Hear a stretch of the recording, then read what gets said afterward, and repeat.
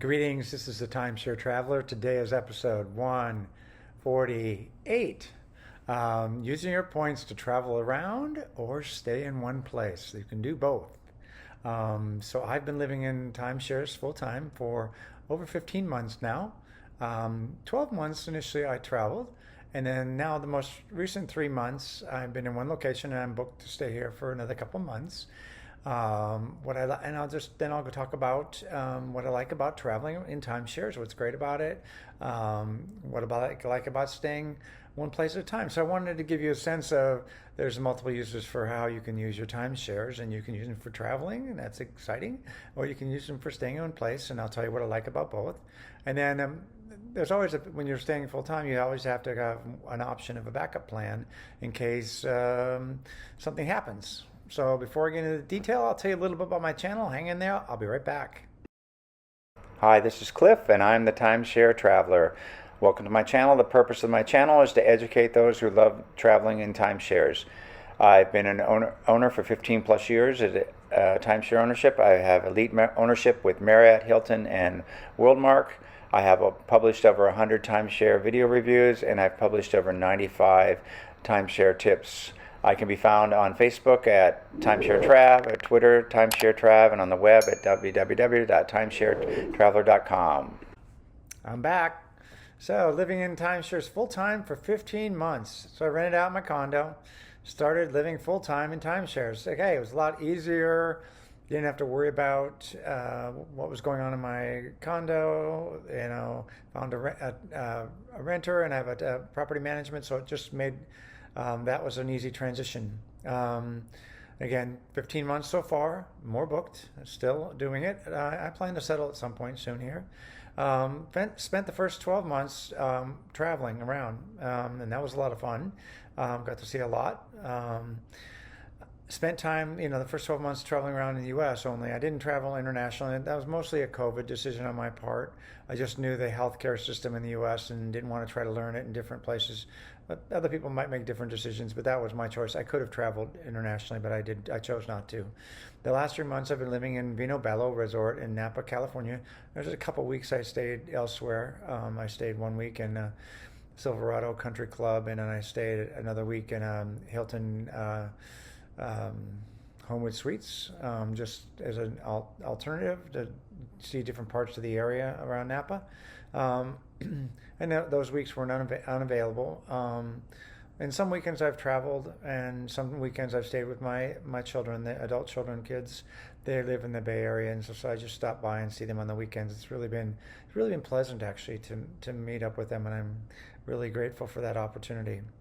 And again, I've booked Vino Bello for the next, at least through the end of June and part of July.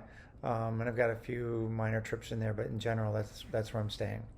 So there we are. That's what I've been doing for the last 15 months. And now let me talk about the 12 months of travel. I'll just give you, this is what I did, what is possible. There are many options. I'm based in California, so that just to give you a sense so that was where I was based. And I spent 7 months in Hawaii, and I think I was on all the major islands, plus I was on Molokai, which is normally not considered a major island. So I managed to be on 5 different islands. I think that's pretty cool. So that 12 months wasn't in one place, it was all over. In fact, it was very few repeats as far as I might have been in different room sizes here and there, but mostly I was in different locations. I traveled to Ohio and Indiana on a driving trip from California, and I stayed in timeshares the whole way. So again, another example of when you're traveling, you can, pretty much, you have to plan it a little ahead, but you can use it kind of what I typically, a lot of people use an RV for. It's a lot cheaper on gas. That's why I enjoyed it. And so I stayed in timeshares until arriving in Ohio. That was my family reunion, so I stayed with family.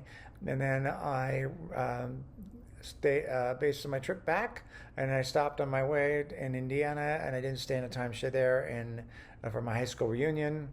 And then I made another trip with multiple stops up to Oregon, which was really cool, along the California coast and the Oregon coast. That's really cool. And then traveled to Phoenix. I had multiple stops there. I think only a couple stops going one way and back.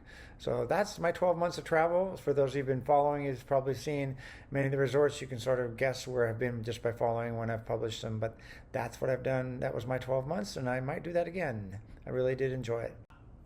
And then there's the stay in one location when counting them 3 months, and those are for people who who would like to go to the same place frequently and just enjoy vacationing there. And you can do it for multiple times. I've been staying at the Vino Bello, which is located in Napa, California, and it's part of the Club Wyndham, and it's very luxurious. I noted down below that the hotel it's associated with right now, the rooms are renting for $475 a night, and those don't have any kitchens or anything like that. That's just the base, what you'd call a traditional hotel room, 2 queen beds and something like that. So I'm working in Napa, and so I need to stay in one place, and then staying here until I decide where to live in Napa, or maybe I'll live in the surrounding area or closer to my kids. I haven't figured that out yet. I book about 2 to 3 months in advance, so it's not that hard. I don't have to book a year in advance to decide. I've been able to do that. I love the luxury pieces of the hot tub and the swimming pool. There are studios and 1 bedrooms, and you can see those reviews there. If you look on my channel, you can find the Vino Bello studio and the Vino Bello 1 bedroom. I stay in a different room each week. I probably could, if I wanted to, book multiple weeks, but I've been going to visit my kids often in the weekend or doing some other side trips, so I haven't been doing that, but I could stay more than 1 week in the room, so it's just more of a choice on my part. And again, I mentioned that part of the Meritage Hotel, and their standard room, or sorry, I should say deluxe, and their standard's a little more. Right now it's $475 a night. It does have wine tasting and restaurants on premise. I do get a bottle of wine for every week. Okay, now let me talk about what I like about traveling in timeshares. And timeshares to me are luxury travel with the prices well below luxury hotels based on maintenance fees. So again, I'm paying about $100 a night, but the rooms are actually going for $475, the hotel side. So even the studio, but I'm staying in a 1 bedroom, which would make it even more. But just comparing it, what my maintenance fees costs are, it's so much significant. And I love the kitchens and grills as I love to cook. Cooking lets me save money for longer travel, so I've sort of put my money into the timeshares. So I'm using the timeshares and cooking because I like to cook.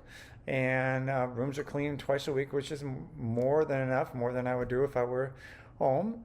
And costs are less than Airbnb, at least 30% less, and that's like the low end.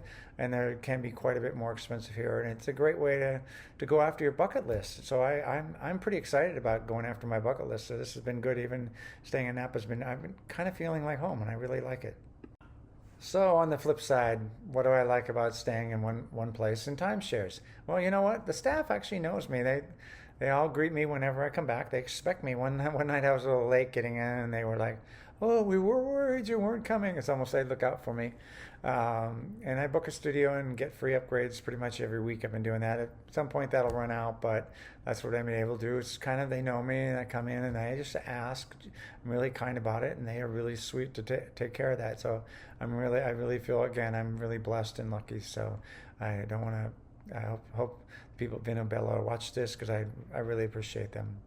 And again, it feels more like a home instead of a hotel. The kitchen makes easy cooking, grills and amenities. It's kind of like having a high-end condo without having to pay the HOA. I guess maybe my maintenance fees are HOA, but then I count that as more like rent.